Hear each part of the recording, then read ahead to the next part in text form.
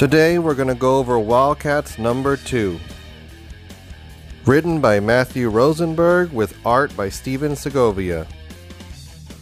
When we last left our heroes, Zealot, Grifter, and an unconscious Fairchild had fallen into the middle of a Court of Owls meeting. But that wasn't the only complication. And where there's Court of Owls, that means their talons aren't far behind.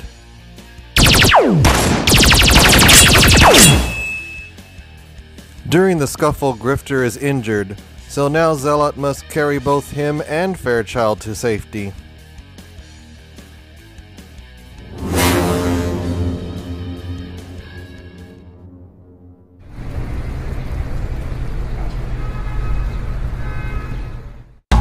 Later at the Halo Corporation, a meeting of the minds is taking place. The group is discussing their recent successes and failures, and things get a little heated, or should I say cold, between Nora Freeze and Dr. Jeremy Stone, who chose to insult her for being on the project. A semi-recovered Grifter and Ladytron show up in the middle of the debacle, and he soon finds that Deathblow is defending him, but Deathblow has now been downloaded into a female body.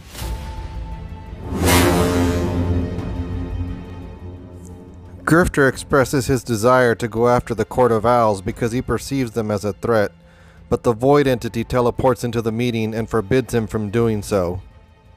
But of course that only means that Grifter does it anyway. And he brings Voodoo along to help use her abilities to find anything that was hidden before.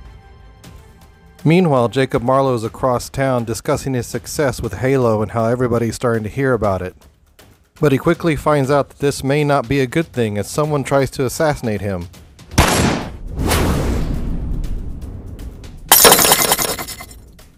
But lucky for Marlowe, his team is on hand to deal with the threat.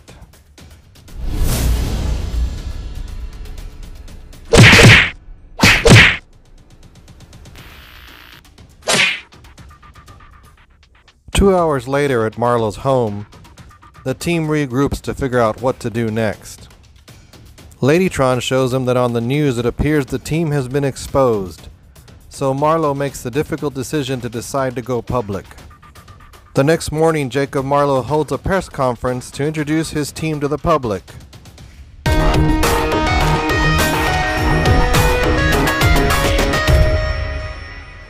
The 7 Soldiers of Victory. Wait, what? And there you have WildC.A.T.s number 2. Overall, I like this one much better than the first one. I just liked the way it was laid out better, and I thought the action was more spread out, and plus we got some good information there when they were having the board meeting. I'd be curious to know if Matthew Rosenberg was mandated to use certain other DC characters to kind of mix the team up. Because like I'm familiar now with Nora Freeze after I saw her in the run he did in Batman Urban Legends, and of course we learned, you know, during this scene that that's now a female Deathblow. But some of the other ones I just kind of heard of. I mean, they name dropped, you know, Dr. Tio Amaro and Dr. Ivo, and I was happy to see Jeremy Stone here, but I have no idea why he's being such a jerk in the scene to Nora Freeze. One thing that really hit me a lot was seeing Grifter and Voodoo together again, just back in their, you know, color schemes. It's so funny how that little touch makes a difference, you know, and later on seeing Zealot in her all-out fight was amazing as well. I know her outfit is a little bit different in this one with the armor pieces incorporated, but I'm okay with it. I still think it looks awesome, and I think she's 100% characterized as the Zealot we know, so there was so much more in this issue, stuff like that I really did appreciate.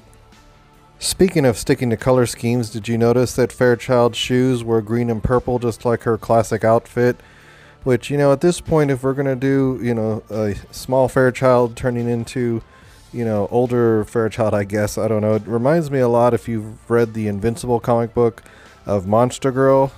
Just that idea that she's kind of stuck in this smaller form, although I know Monster Girl is basically an adult stuck in a young person's body, but it just reminded me all the same. So I hope eventually, if we're going to do Fairchild in this way, that her uniform eventually has that same color scheme.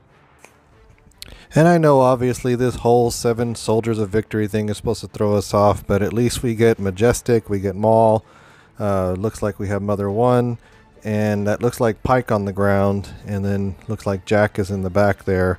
I'm not sure who the tall blonde is or the person behind Majestic, but I'm sure we'll find out in the following issues. So again, I like this issue much better, and let me know in the comments below what you guys thought. And as always, you know, if you like this video, be sure and hit like, and please subscribe and hit that bell notification so you'll be notified when a new video goes up. And until the next time, guys, stay wild.